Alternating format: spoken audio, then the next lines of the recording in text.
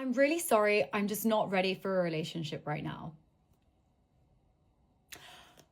What do you mean you're not ready for a relationship right now? We met on a dating app.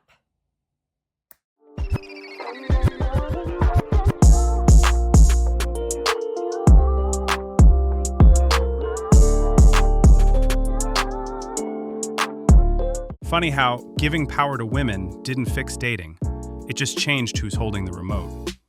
And now, no one's watching. Because when you hand someone total control over access, but zero accountability for effort, you don't get more relationships. You get a market crash. Women have more choice than ever. Swipe right, get matches, ghost with confidence. Say, "I'm not ready," after 3 weeks of daily texts, all consequence-free. And men? They've learned the hard way. Effort doesn't win, it exhausts. So they stop. Stop chasing. Stop paying. Stop pretending they're not just one of 10 options. And suddenly, everyone's single. Not because people hate love, because the game rewards disconnection. She says she wants a real man, but only swipes right on emotionally dead ones who text WYD at 2 a.m. He shows up early, remembers her coffee order, calls his mom, and gets unmatched for being too much. Power isn't the problem, it's what we did with it. Real power would have meant choosing wisely, matching energy, saying thank you when someone shows up, not treating kindness like a red flag. Instead, power became passivity. I'll wait for him to do everything, while complaining, "Where are the good men?" Bro, they're not gone. They're just done funding a relationship where they're the only investor. So yeah, giving women power didn't break dating. Misusing it did. Now we've got women lonely despite endless options, men quiet despite wanting connection, and an entire generation wondering why love feels like rejection with Wi-Fi. Turns out, equality doesn't mean you do nothing while I judge. It means you show up too. You take risks. You say, "I like you first." You pay for dinner sometimes. But if the only thing that changed is that women now ghost instead of men, then all we did was switch seats on the Titanic. And guess what? We're still sinking. If you think that you can go out to the bar as a guy and just stand in the corner with your friends, sip on your little White Claw, not talk to girls, and you think that girls are gonna come up to you, you're wrong. You're out of your fucking mind. You have to make the move. You have to make the eye contact. You have to be flirty. Go up to them and buy them a drink. I'm so sick of these men expecting girls to do the work. Also, and girls kind of want to talk to you too. So you might as well just look at them. We are making the eye contact. We are giving you guys the invite, but you guys choose to look away and pretend like you don't see it or feel it, and then you cry in the corner about how no one's talking to you. And we see you with your friends all night long, the same buddies, all night long, just in the corner. You haven't talked to a single person. Girl, there's nothing going on in your whole friend group, so it's not like you're just not into us. You're just fucking you weird. Just don't talk to girls, and it's what's the point of being out? Don't waste up the bar. Don't waste space in the bar. You are wasting the bar up. I am here because I want to talk to guys, and you're just in the corner ruining the night. Because I kind of want to talk to you, and then you're just not the vibe. You're just not cooperating with what we need. Okay, God, do better.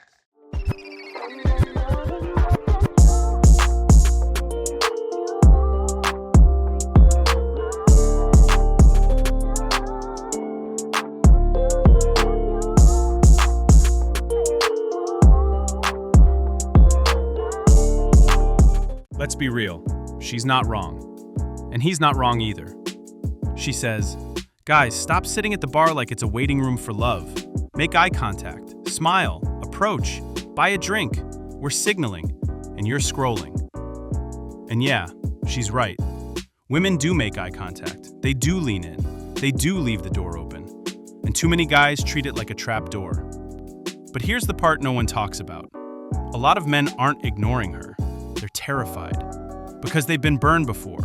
Not once, not twice, but 10 times in a row, where they smiled, bought a drink, and got, "Sorry, I'm taken. You're sweet, but I'm just here with friends." Then she matches with someone else 2 hours later. So now, they freeze. They look away. Not because they don't care, but because rejection feels like public failure. And after enough no's, your brain starts treating any interaction like a potential landmine. She says, "We're making the invite. Why won't you cooperate?" And fair. But cooperation goes both ways. What if she made the first move sometimes? Not always, but sometimes. What if she said, "Hey, you look like you wanted to talk. Want to grab a drink?" Instead of waiting for him to risk it all on a glance? Because here's the truth. Dating isn't a solo sport. It's a duet. And right now, one side's holding the mic, while the other's whispering into their phone. So no, it's not all women's fault. And no, it's not all men's fault. It's a system where women expect initiative, but punish it when it's imperfect. Men want to try, but fear the cost of being that guy again. The fix isn't shaming, it's softening the landing. Let him smile without fear. Let her say hi without shame. Let dating feel less like a job interview and more like two humans saying, "Hey, you seem okay. Want to find out?" Because love shouldn't require courage training. It should just feel safe to try. And if you're a guy reading this, next time you catch her eye, smile, nod, walk over. If she says no, you survive. If she says yes, you might just remember what hope feels like again. No pressure, just try. What do you want? What do you want? It's not that simple. What do you want? Too many women waste time dating the wrong men, so I made a list of the top men you want to avoid in 2026 coming from a man who is married. If he watches porn, cut immediately. You think he's not going to cheat on you in the future? You are completely delusional. If he plays video games, why is he wasting his time? Block him. If he needs nicotine in order to function, and bonus if his personality changes if he doesn't have it.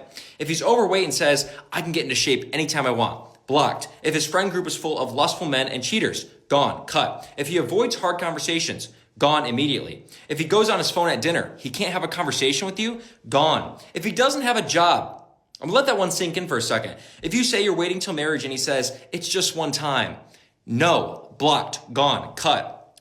Last one. If he blames his past parents and ex for how he acts, if he is reactive, gone immediately. And bonus, if he has no job.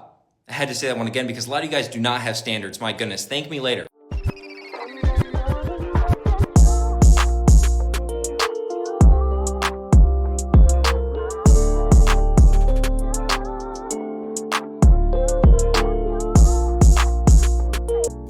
So this married guy dropped the top men to avoid in 2026 list. And honestly, ladies, you keep picking the same guy and wondering why love feels like damage control. Let's break it down. Because he's not wrong. Watches porn? Blocked. Not because it's evil, but because if it's his main source of intimacy, he's already emotionally cheating. And no, "I only watch soft stuff" doesn't count. If your brain is trained to consume women like content, you're not ready for connection. Plays video games? Block him. Wait, hear me out. It's not about gaming. It's about escape. If his happiest moments are in a digital world, what does that say about the real one? Especially when he'd rather raid than talk. Needs nicotine to function? Gone. Bonus points if he turns into a gremlin without a smoke. Look, addiction isn't sexy. And if he can't regulate himself without chemicals, how's he gonna handle stress, kids, or hard conversations? Overweight and says, "I can get in shape anytime?" Blocked. Ah yes, the future fit fantasy. Discipline isn't a switch, it's a habit. And if he hasn't built it yet, he won't build it for you. Friend group full of cheaters and lustful men? Cut. You don't rise by your own level, you fall to your circle.